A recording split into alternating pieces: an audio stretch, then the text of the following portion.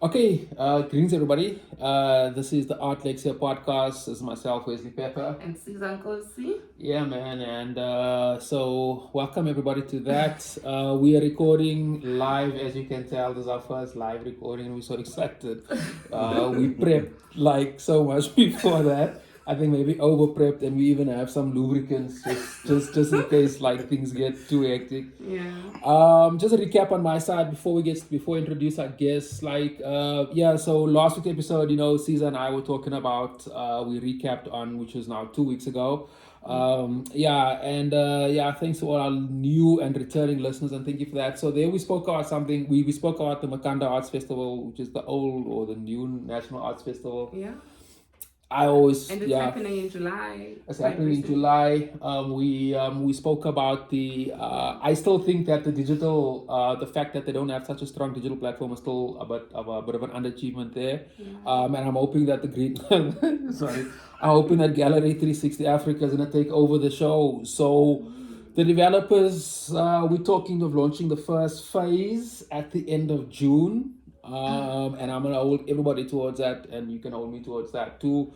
But I will be broadcasting more of that, especially on my social media platforms. And remember to like, subscribe, and comment to all our episodes. It's the Lexcia podcast. Yes, Yeah. And you can find me at Wesley Pepper on all my social media platforms. That's Facebook, Instagram, it's everywhere. And it's Siza Nkosi on all the media spaces. And yeah, today yes, we have our first live guest. Guys, I think we are growing. Welcome Mkhululi Mabija. He's from Kimberley and he's an artist. He does a lot and he's got a fancy way of saying it, but I know him as a teacher, as a writer, as an art director. And he's actually the COO of the Northern Cape Theatre at the moment. So welcome, Mkhulu. Thank you, Siza. Thank you for making the time. Mr. Pepper. Dr. Pepper. You heard that, Dr. Pepper. But you guys actually know each other because you went to the same school, ne? You went to. You went to the Kimberley Boys High. Sorry. Yes. I've actually never spoke about this on this platform. So I'm an old, what they call it, an old boy. I never liked the title because I never felt old, and even now maybe I'm not. Anyway, it's not about me. I matriculated in '96. I was insecure. I didn't get anything. Nobody knew me.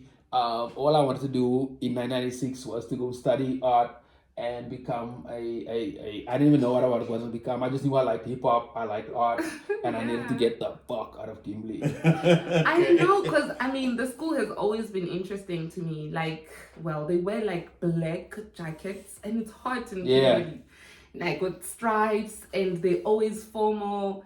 And I know recently they put down the flag, because flags are an issue in South Africa right now. The old flag. The old apartheid flag was put down. When was it? I think like 2-3 years ago. 2-3 years ago. We were just talking earlier. It's just like our awakening happened. My awakening happened. I walked into the library and I'm like, oh my God, what is this thing hanging in all its glory? It was all like on a pedestal at the library. Sure.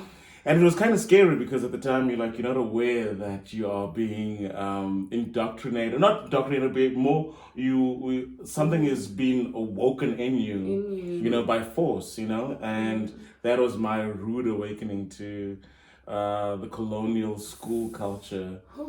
And which is interesting because you at a young age, you also went there where you're learning art, you're learning this form of expression. How do you take that as an artist? Like, how does that then, that history into your art? I feel like that forms you without you knowing it. It's molding you. It's like you're a piece of blob clay just placed there, and the next thing, all of a sudden, these experiences happen, and then you start feeling, okay, I've been moved this way, I've been moved forward, and next thing you are just stubborn or harder towards the situation, not knowing why.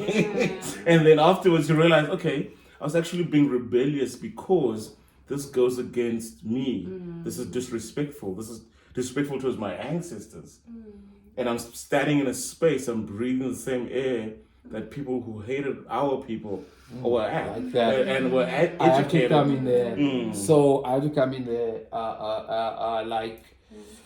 So a lot of anger. So you're talking at a good 15 or so years ago, correct? Almost 20 years ago. Almost 20 years ago. So that's 2 decades of frustration. There's a lot of anger. There's a lot of fucking everything, right? So you're a creative person. So I wanna before I get to the main question, let me ask this here, because as we said, like, I'm from here, and like being creative here was very, very difficult. Growing up in the 90s, that's why I left at such an early age. There was just no spaces. So there's that on top of it. So now you have all this frustration and you have anger and you have all this limited space. Yeah. Wow. Yeah. So I think my outlet. What happened? I found music. I found music. Music saved me. You know, I found music. Music saved me because I realized once I was always a lone child. I was a lone wolf, you know. And then when musical theater got introduced to me at Boys Eye, it was every single artistic element in one space. From the scenic designs on the wings and the sets, to the music in the band, to the acting on stage, to the drama that was shared in the dialogue.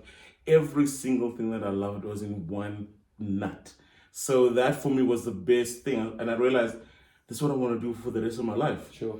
You know, but then discovering and going into it, I started realizing it is such a white space.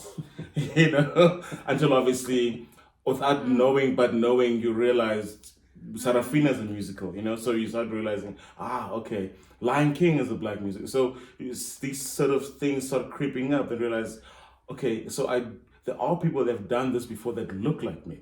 It might be 2 or 3 of them, but they are there. So it's not such an unwalked path as I thought it was, you know, but it's going to be a difficult path. Yeah. So that's when I decided to get straight into musical theater through art, and I reversed the pain and the anger of Kimberly and everything else around me into the art. And I mean, I can relate. Like, I've seen some of your productions with Amanda Dance Theatre. Yeah. And I noticed that you play around a lot with languages, because like you're talking about this colonial history that you are still faced with. I mean, I stay in Kimberley right now. I know first language is Afrikaans. Like, for me, it's hectic. You know what I mean? But in your work, in your productions, you are even like, you know, to the diaspora. You use all the languages, African languages. Is it, you know? Yeah, it's important because sometimes it feels like we need to be a member of the remembrance. And we've been like yanked out of our identity, our truth, and so forth. Even Afrikaans, for example, people really understand the intensity and the truth about Afrikaans. Yeah. It's like even our languages were stolen from us. It's a black language. And I mean, it's the first appropriated thing, I think, first thing in South Africa, at least. Exactly. Was the Afrikaans. When they realized, okay, this thing is popular, because they refused it. They were speaking Dutch. Yeah. And when they realized all the slaves were there, now all of a sudden, bush. It's like, it's theirs. No, you know, it's like, so another thing that with the remembrance, we need to also embrace that it's a black language. It's created by Africans, you know? Let me just come in and say that quickly, man. On the thing about Afrikaans, because I've always found it such a almost a difficult medium, at least for me as a visual artist. I've always struggled to, because in the mainstream art world is English, as we all know, right, and academia as well. But at the same hand, I found, especially, I don't know if it's recently, but I know a lot of poets, I know writers and so forth, are actually making good money speaking in their mother tongue and publishing in their mother tongue abroad. So with that in mind, man, how is Afrikaans working for you as a creative tool? How are you using it as part of your process, as part of your art, basically? I mean, not per se as in Mkhululi the artist, but more as Mkhululi the person. Yeah. Because coming from Kimberley, being in such a city where you realize, besides Cape Town, it's the city that legalized racism. You know, the city that legalized apartheid. So you realize certain things were legalized, yet the big hole 50 years before got legalized in Pretoria. You know. So, and those exercises was carried out to the rest of the country. So with me, with Afrikaans, it's not such a yanking away relationship. I'm embracing that, and by embracing that, I embrace all the other stuff and the stuff about the diaspora, talking about Yoruba culture and all of that, saying we are part of that. Let us know, why are we talking about the crown and whatever and all of that, the Queen's Jubilee. When you go to India and you realize, oh my God, the tea that the Queen drinks is actually from there. You know, it's just like they took these things appropriate for themselves. Everything. Exactly, you know, and just the beauty and how our people originally did things. So instead of really being a rebel against, like, I don't want that, I've just flipped the pancake over and saying, no, this is how I'm going to present this. And also the big thing is that working with younger ones, because the academy works with younger ones. I realized, you know what, I'm not going to be standing with a placard and toy and saying that, no, I'm going to nip it in the bud by working with young minds. I'm going to make these young minds sophisticated, because then if they love and understand themselves, you know, I've realized, not that I've got anything against weaves, but the girls in the academy stopped wearing weaves. They wear their hair naturally. You know, they wear the prints. They're not trying to lose the weight. They're loving their beautiful hips. You know, it's just like they're loving themselves so much more. So that just tells us we're doing something right for the next generation, you understand? So taking that forward, I'm like, okay, you know what? You can do whatever.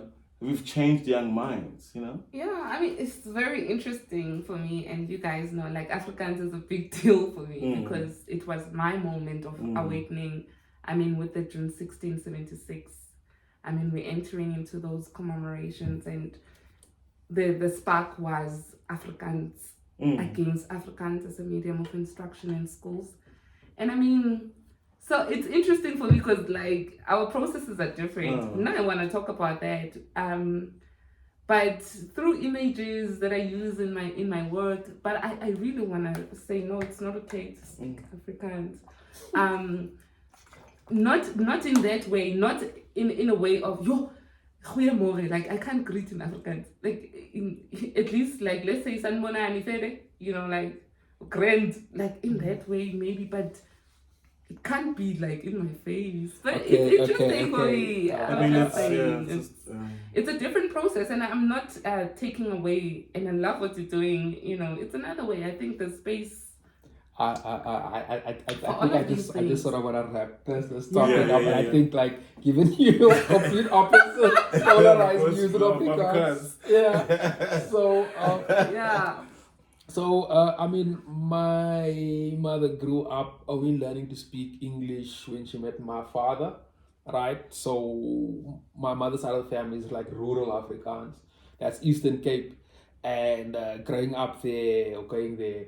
Afrikaans was like it was such a grown-up language, you know, it was such a, and it was, and especially, so they like Jesus there too much, and so if you go to the church there, then they like hard, then Afrikaans goes like, then it's like this other Afrikaans, you understand? So I grew up with heightened. And like,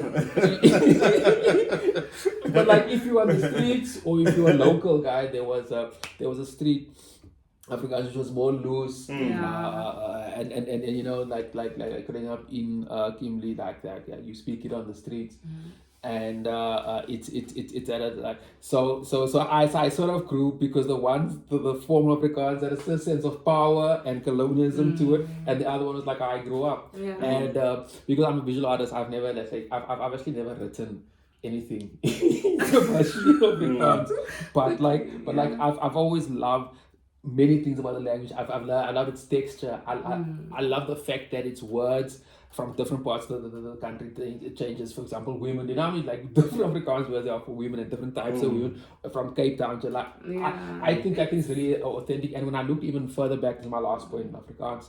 When I looked further back, and I think we touched on it, like it started off as a Creole language with through slavery, and a lot of my roots, given that where my old lady, where my old man is from, and so forth, I've got that.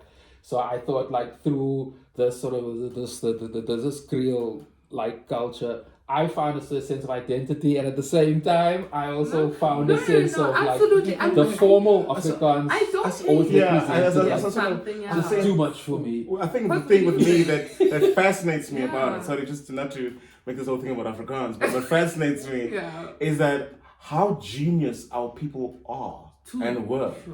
To just like say, yay, you are pressing with your thing. As a Hispanic, and then that's what I wanted to say. Totita was a code language. So exactly. So even Afrikaners couldn't understand. So from that, how genius the slaves were. These slaves were brought to the Cape to take this thing that were given, and it's like, and it goes to actually us being artists. They give us sand and we make stew. You know, and so that's the same thing I feel about Africa. That's my feelings about the language. Yeah. They thought they're gonna oppress us, and we made something beautiful of it. And you always find yourself around it. I mean, you're doing a residency in July, is it? Yes, in Stellenbosch University. So I'm going to Stellenbosch University, where I'm a cohort with scientists, mathematicians, architects. At the Stellenbosch University, Stellenbosch Institute of Advanced Study. Wow! So it's a whole think tank of us coming together, and I'm the musical. So the African Silicon Valley, space not too far from there. Yes, that's a super interesting space. So tell us more about that. So with this, I've created two pieces. We created two pieces. This is theater productions. Theater productions, musicals, with a colleague of mine, Paul Castles. And he's from Australia, but we met at New York University, where we both were students doing our masters. Felt like outsiders. And the irony is that we both came from this British colonial country into the Americas, you know. And it was the recession, and we found ourselves, it was hard, you know, but then Paul and I, we've got a lot of, we just gel, you know. And then one big thing, we found that we've got this great love for our grandmothers, our maternal grandmothers. I mean, all grandmothers, but one of the stories that we're writing about is about our maternal grandmothers, and then we placed them on the Skeleton Coast in Namibia. So basically, they had just passed. They're finding themselves in limbo, and they're on the Skeleton Coast, which is inhabitable, which on one side is the desert, one side is the ocean, and there's this lean road in between this. And as the grandmothers walk on this road, they're going through these memories, they're going through joy, pain, and love, and they're reminiscing. And at the end, they got to find themselves and accept death, you know? So it's one of the pieces that we're talking about. The second piece, it's called The Call. It's about homosexuality in Africa. So it's set in three spaces. One of the stories is set in Cape Town, on the Cape Town Harbour. The second one is set in Rabat, in Morocco. And the third one is set in Kenya. Okay. So it's in three spaces of just like what happens. Yes. So it does interlink. It's two actors, but we go through these three different stories. So again, just talking about African stories that we don't talk about, you know. And so so working on two pieces during that, and what I want to do as well when I'm there is write papers on both. How long is the residency for? 6 months. Okay. So with the first piece, because it's on the skeleton coats, not by accident, because it was the German influence that we starting off there. Very interesting and brutal history that's not spoken about at all, because basically that space is the creche, or I put it the creche to the Holocaust. Because what the Germans did, and like 20 years later. Exactly, what the Germans 40 years later. 40 years later, what the Germans did, the same people actually, the same people. What the Germans did on the Herero and the Nama was exactly what they did to the Jews. Oh my goodness. So it was a practice run for them there in that space. And they went. So as much as, yes, the story is centered around our grandmothers, it's deeply political. But I also like the...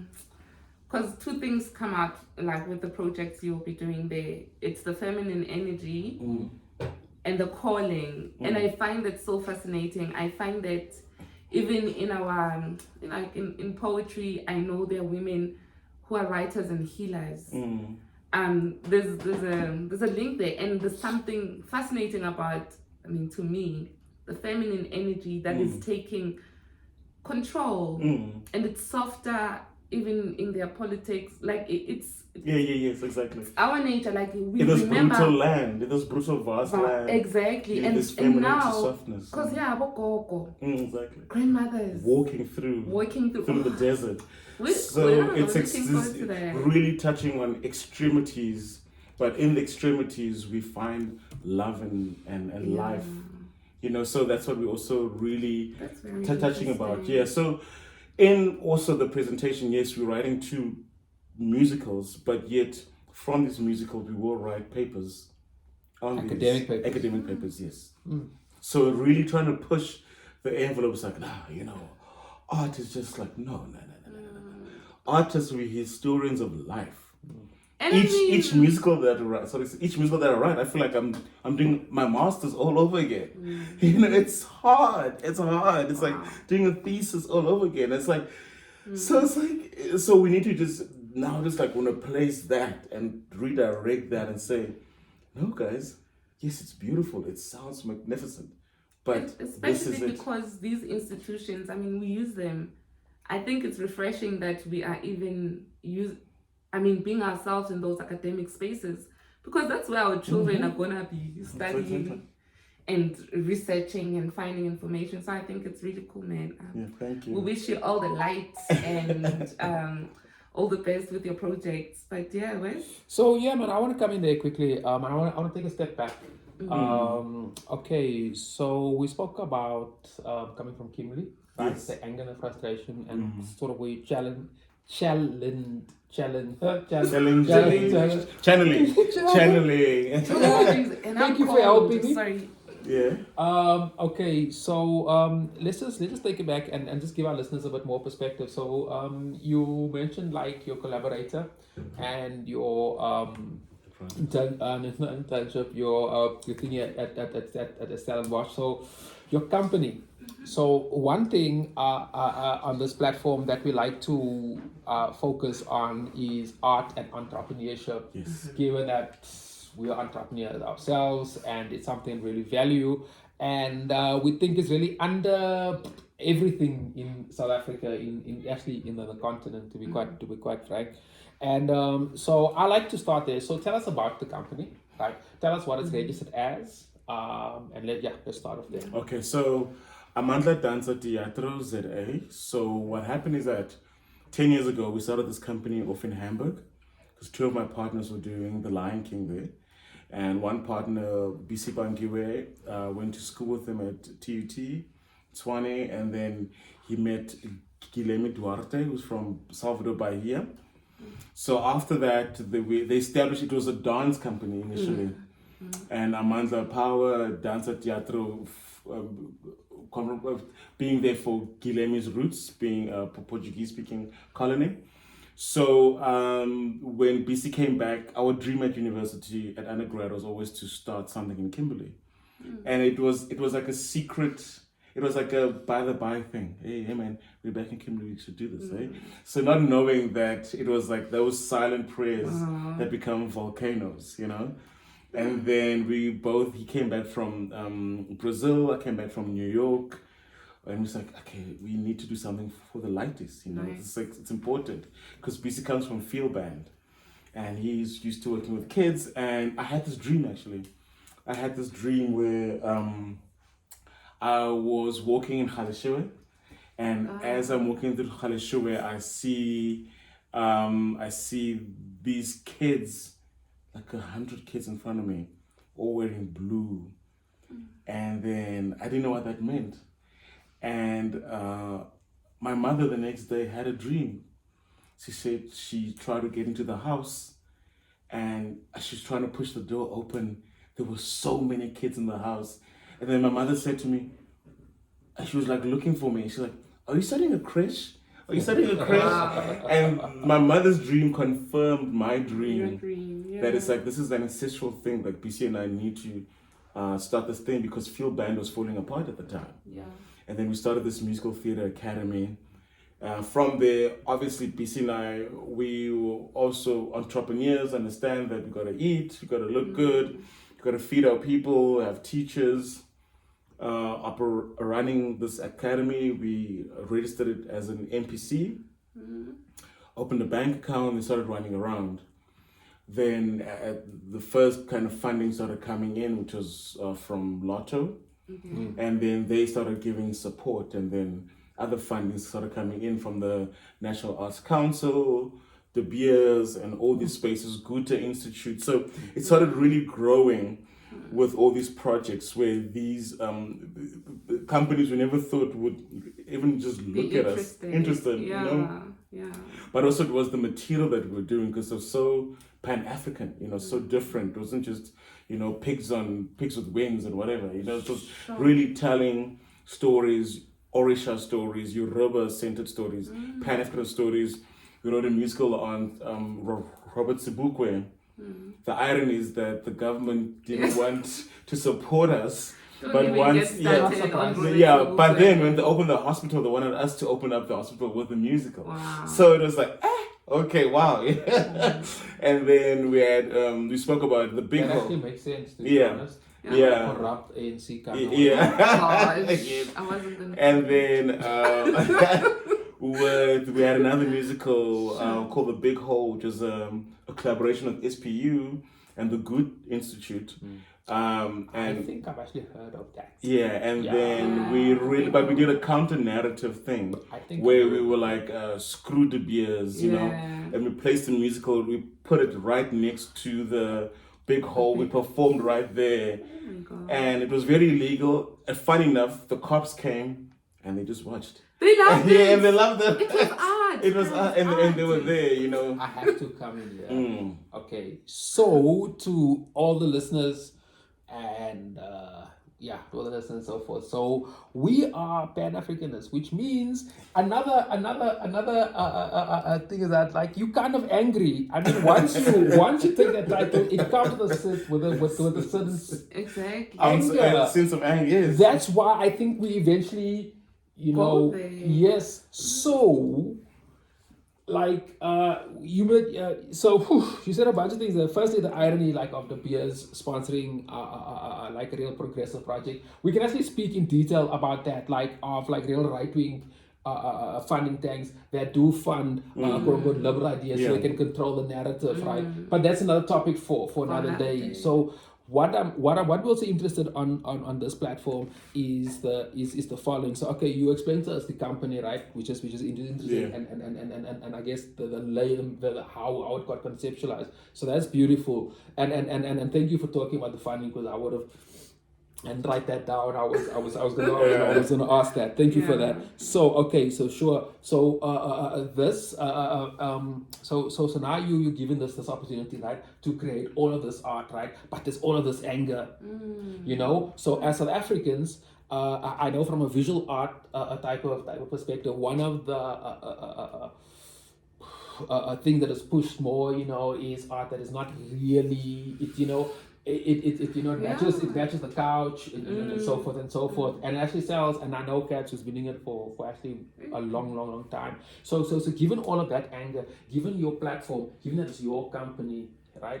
Yeah. Where's that anger going to? Like try to just for the listeners, try to explain to us at least some part of the anger, you Yeah. know, and where it's going to. And you know, we don't want to give fuel to the flame. We don't want to fuel the flame. Yeah, but we want to fuel. Yeah, of course. It's feeling the flame. Because we all go through it, and I think it's such a relevant thing. I really I think at some other point in my life when I was young, I think I made a deal with God. Whenever, like a poem. yeah, whatever she whispers into my ear, I will do. You know, so so because then if I don't, she'll take away what she's given me. So with all of this, I feel it's blasphemy that I do not project this anger. Yes. It's blasphemy to a sense. It's like I would do myself an injustice because by healing myself, by talking about this, I'm talking to a lot of other people as well. So BC and I, especially with our company, we found ways to really massage it well. If you see our shows, Wesley, it is so flamboyant. The costumes are on over the top. Over the top. I know, You they're know? like, They're fabulous. It's like the dances, you think attitude, that everything you is think you're a Steve brilliant. McQueen runway. You know, it's so out there. So when you look at it, it's a visual feast. But when you're listening to it, you're like, did they really say that? Are they really talking about this? So we found our sweet spot and niche in terms of like, this cake is beautiful, but it just might be dark chocolate. It might be bitter. Oh, I love that. And you might not, you know, so. I love that. And so it's that kind of how we've really expressed it with, and also working with children, you know, we really got to find that medium of making them politically aware, you know, because I remember when we were doing... so just when we say children, can we just be a bit more specific? We are like 4 years old to the kids at the academy. They're from 4 years old to about 22. Sure. Yeah, trust me, and it's about 80 of them, 80 to 100. Sure. I've got more patience for the ones there. So that makes sense when my mom was like, are you opening up a creche? But going back to Robert Sobukwe, when we were doing and starting this musical with the kids, and I was giving them the lines and we were writing the songs, this one kid said to me, she was like, Butikuli, what Julius Malema is doing now is what Robert Sobukwe was. Oh, wow. And I was like, wow, okay. Oh, wow. The land question. They were starting to make connections of like, this is not just such a far, I mean, it's been something that's been coming on, you know. And mind you, at the time, she was 9. Letsego was 9 when she asked me that. And I was happy that at that age, they started There's some consciousness, they connecting the dots, you know. And as I'm teaching them the Freedom Charter and such forth, they really aware of like, okay, this is not so far away. So that anger, I've really molded into the sense of, I'm not going to numb it down, not at all, but I'm going to push it to a sense where it's dressed in the most beautiful gown. For sure. And it will make its entrance, and you will watch it, and you will listen to it, and you will revel at its beauty. I mean, you know what? I love everything you're saying, and I know that all of this, like, it's inside the theater. And we were just talking on the last episode about the fact that the National Arts Festival during COVID went to the digital space, and you know, it accessed a lot of people, like a lot of people were able to go there. Do you think like that's the future, Ori? Why? Yeah. You know, it's like with How do we... Netflix can come and go, Hulu can come and go, Amazon can come and go. There's something, why are we still performing Shakespeare, Siza? There's something about the human sweat and stories, the live and the liveness of it, that sharing, that connectiveness, you know. I remember my mom always tells a story when I was a little kid. I was 3 years old. I was in Mahikeng, and then Tsepotula was performing, and I got lost in the crowd, and she found me, and when she looked up, Oh, I was God. in Seputula's arms and singing with him, you know? Fun and now. Yeah, I followed the music. But then as a teenager, I saw him again at Riverton, you know? As a teenager, I saw him at Riverton at some jazz concert. Yeah. Because over the Easter Yes, weekend. yes, they used to do that. But then he wasn't, I'm getting goosebumps, I'm just thinking about this. He was not on stage yet, but he was humming off stage. And this electricity went through my body that I could not get and would not get listening to him as the speakers, you know? So that thing, that connection with that liveness, that beautiful art lovemaking will never die. Okay, yeah, absolutely. I think in a post-COVID world, that type of experiences are even more treasured, given that there was, it was taken away for give and take about 2 years or so. In some places, even longer, and for sure. So I wanna ask you something about the digital space. So how does the company, how does your art interact with that? So one point we raised about, this is in the previous episode, was how the African art space is not really featured too much in the digital space, and we looked at few examples and so forth. So how does your company interact with that? And I've got a follow-up question. It was really hard because the company, we didn't see our kids for a long time, because that was really hard, because then what I didn't mention is that our company is free for our kids. So Academy is completely free.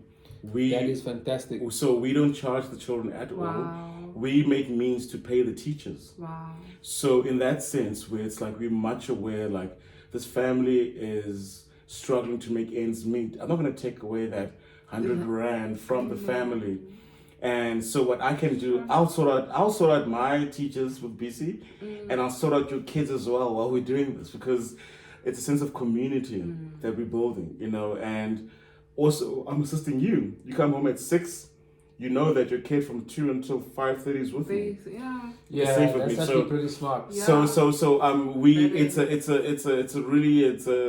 it's a creating community with and they teaching say education. it takes a village to raise To a a child. So I'll be your dad for those 4 hours, Wow. I'll be saying I'll be your dad for those 4 hours. So, And so that when you get home, you walk in the same time as your mom. yeah. So that's number one. But the big part, because of communication and in Africa and so forth, we struggled digitally. Interesting. Because then it's just it was such an interactive thing, having them with us every single day, and it was hard, because then it's just like people are not working, they're taken away from their works, blah blah blah. Who's gonna worry? Who's gonna care about data? So the digital space, it was hard because we're dealing with a different socio-economic completely with our children. Are we ready? I asked this last time. Siza asked that, and my answer is yes, we are.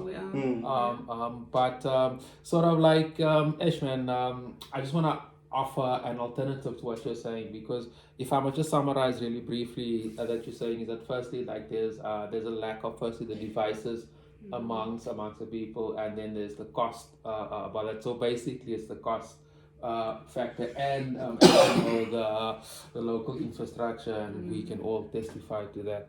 And yeah, man,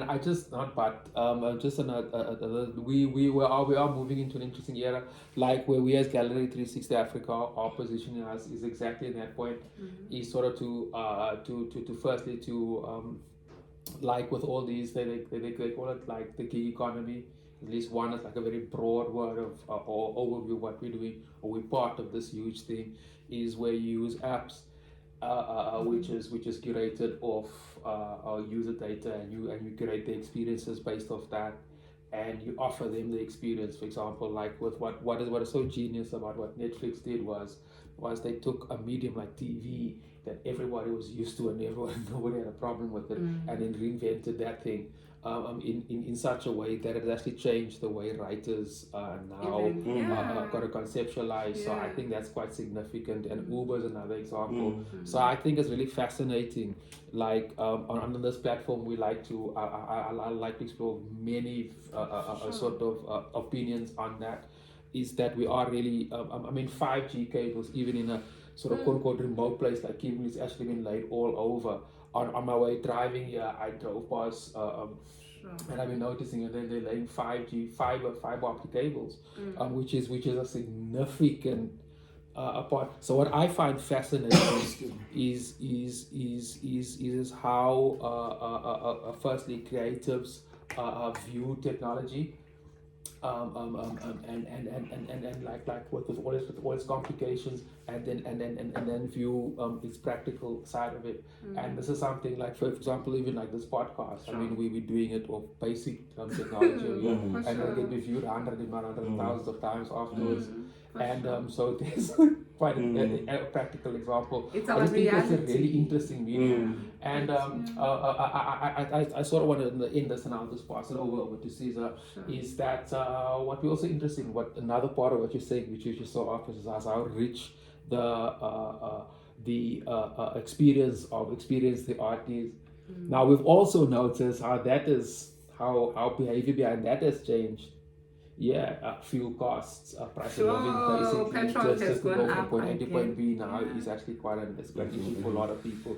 So I'm always interested to see how artists is adapting to that. And like on this platform, we like to talk about that shit.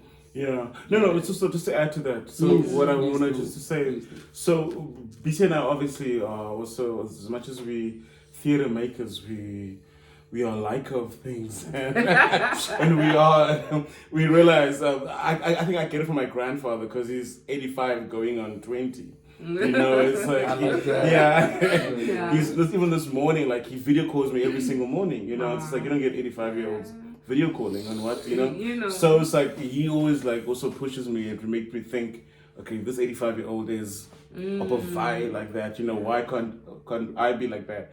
So going back to the company, last year the arts festival actually commissioned BC and I to do a musical online, you know.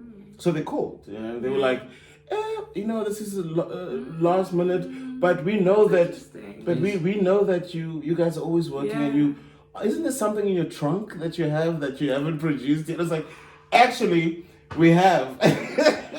And we've been working on a musical. We've been working on a show for the past year during COVID. Nice. So in a way, while working on the show, we could also, we got funding from different sources during the year. So we actually you could employ artists during the COVID first 12 months. So that was a big thing. Nice. Yeah. So between the March and January, we had money come in every month. People were paid. And then January, thank you. Then January, NAV called, and they were like, we have a commission for you guys. And it was perfect, because then the theater was empty at the time. We then, we worked on the show for 4 weeks, put it up at the theater, peanut butter and jam were here, everybody was here. And then we shot it and we put it online, you know. So at that point, we kind of understood, okay, and that was a learning curve for our thing as well. It's like, we're positioning ourselves as theatre makers, but we have to see through the lens of filmmakers. So it really started pushing us to that kind of edge. Like, how do we put this thing that was meant for theatre, but on film? You know, so it is, we're not opposed to it, because our company has done it. And we want to do that further, because when you look at even such conservative institutions like the Metropolitan Opera, for example, where they have these HD screenings, you know, of like really putting opera that's happening live in New York and putting it into cinemas all over the world. So we are, and also online at home, you know, so we are moving towards to spaces like that. And also theatre needs to be enjoyed as well, you know. It's like, if I'm living in Kimberley and I can't get to Joburg or Cape Town every second weekend, but I'm an avid theatre lover, at least those Broadway HD channels have access to, like, oh my, I'm there and I'm this. So I'm totally for it. as a theater maker, but as a teacher and an owner of an academy, I need to find ways to give access to my lighties for that. That's my only concern. Wow. That's my only thing. So for me, if everybody's out there listening, can we create more mobile libraries that have Wi-Fi data around the kasi, that gives more access to the kids, so it's like kill two birds with one stone. Bring the world closer. Exactly. But make them read in the same process. Absolutely. No, we give thanks, my brother. This was a very nice, session and getting to know you. We appreciate your work, of course. It's Pan-African. It's about us first. It means a lot. It goes a long way. This is the platform. Yeah. For shit. Definitely. So big ups for yourself, man. And and also thank you guys for having me here. It's a lot. We gotta spread the love. And you guys are doing that. You're sharing it on all these platforms. It's beautiful, and having us here talking, we feel less alien. Because we feel less like, okay, we are there, we are there, we're growing, we're making it. And interesting you say like alien. I always found that I find that an interesting metaphor, given that it's such a global term for so many people, being a feeling alien in your own hometown is actually quite ridiculous. Exactly, man. And I think we can use the space, guys, to really engage. So remember to comment, and you can get hold of Mkhululi, tag each other on these platforms, and we continue the conversation and spreading the love. Remember, it's the Lexcia podcast. I'm on Twitter, Instagram, Instagram, Facebook. What is your handle? The handle? Yeah, So the handle is on Twitter and on Instagram is Zandile AK47. Hi, Bo. Talking about being militant. Yes, Yeah. Zandile AK47 on Instagram, and on Twitter is Mkhului Mabija. Okay, and Facebook. And Facebook, Mkhului yes. Mabija. Mkhului, this was fantastic, my brother. Thank you so much. Actually, I'm looking at these kind of notes, and I'm listening to what you're saying, and I think we've probably did about 15% of what we spoke about earlier. I know, right? A lot of stuff. I think what I'm really fascinated about is your gig in Stellenbosch. Stellenbosch, yes. Yeah, it'll be dope to link up there. I think that's such a controversial space for Pan-Africanist creative. I think that'll be dope. We can have a second part to this. I think that'll be beautiful. And the other part about the involvement with the youth in Kimberley, there's such a one thing. It's fascinating how, for me, as a personal experience, I'm sharing how space of changes over time, how perspectives change, but a space and the politics around space for me it's actually quite night and day. Over the past, in a post-COVID world, I was seeing certain spaces around Kimberley, and I've got a bunch of ideas we can reactivate these spaces in. For sure. I always love I always say in this podcast fellas said music is a weapon. And this is a war. And so it'd be dope to do something Wesley, also to add on to that about spaces. Yes, we took over the theater by force. I love that. We took over the theater by force. We're very fella. There's a lot to speak of. We talk about the second part two. But going to spaces quickly, because she mentioned Mabija Art Center. So we took over the theater by force, saying artists need to deal with the theater. We know how to run the spaces. So don't tell me any governmental official will know what's good for us. Number one. So the next part is to take over Mabija. Because that is the fact that there's fences there is a problem. And the fact that the walls are white is a problem. Hey, there's a lock. And there's a lock. Holds the key. Exactly. So the fact that no artist murals are around those walls, it's a problem. That entire space should be a canvas. But what is Mabija for our listeners? Mabija was meant to be a community art center. Okay. But it looks more looks more like a hospital right now. No offense to any hospitals, but it's just, it's fluorescent light bulbs and clean walls, and so talking about space and really taking over. It's like we need to have those. You know, it's like we need to have cobblestones with a mosaic stuff walking in the pavements. You know, we need to have the chandeliers which are Coke bottles or whatever. Like it needs to be a space that you walk in and you breathe artistic genius. So so talking about spaces, that's the next project for the theatre practitioners, where we really need to change the way we deliver art in the kasi. And by delivering art in the kasi, we're liberating our children. For sure. And that is the most important thing. Yeah, man. And I think in a post-COVID world, like actually on this platform and the listeners can go check it out in the 74 previous episodes, is like people were escaping through the COVID, through art, through some form of creative expression. And that's the one like part of this COVID mix. We've literally saved the world. We did. In That's the stories, yes. And but we're the ones who are treated like nothing. Nothing. Like we felt COVID. I think artists felt it. We're Like the even genius more. stepchild, you know. I It's know. like everybody loves you, but you're not part of the family. No. You know, it's sad. No, It's just apparently. like, yeah, you like no, stay outside, but Yeah. we love what you What do. you do. Actually, it's even heavier than that. You know that Toni Morrison quote in Beloved, when I'm getting a chill, when the aunt is saying, they hate you, but they love your hands. That's what they do to artists. They don't love us, but they love our hands. And what our hands do. Yeah. Well, thank God for like 5G technology. We have the digital space. Right. And we get to control, like collectively between us three, I think we've got, off the top of it, probably well over the excess of 10,000, if not more, followers, For sure. people who support us, etc. And that's a conservative number. And that's more people that you will get fit. That's like a half a football stadium, to be quite honest.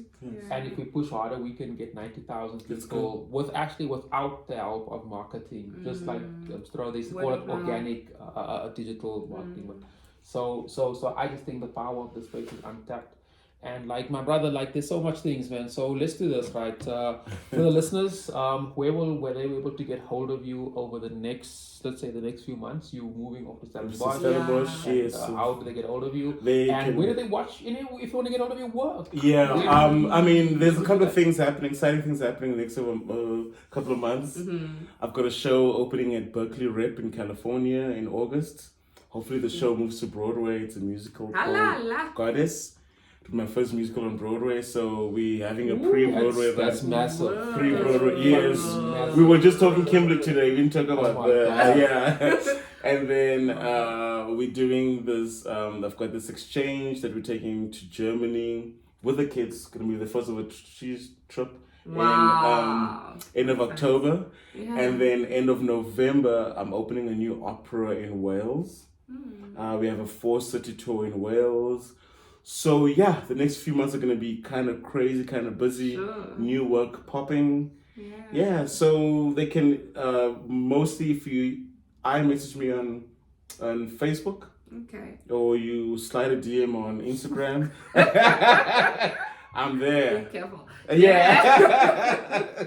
Yeah, no, man. But do keep us updated, guys. And let's follow the brother, show some love. He's doing amazing work with things. And thank you for coming through. Of course, much my friends. appreciated. Thank you for sharing the pain and the processes. Of course. Yeah. And part 2 is loading. Yeah. Part 2 is loading. Absolutely. And in wrapping up today's episode, so the Greenhouse Sessions, we're looking at doing a gig towards the end of the month. I guess we'll share that information with everybody. That's going to be really cool because hopefully the first phase should be done there, and that's another gig we also that's strategic. We'll talk about that over time. Sure. That's why we were asking strategic questions. I'm also harvesting data, like these clever people would say. And this is really the platform for that. Siza and Nkosi, thank you, my sister. No, thank you, Brother Wes, and thank you guys for tuning in and loving us. Please continue to spread the love. So much Like, love subscribe, for you. and all of that. Yeah. And we'll catch you next week. Thank It's you the very much. Lexcia podcast. Remember that. Bye. Stop it there.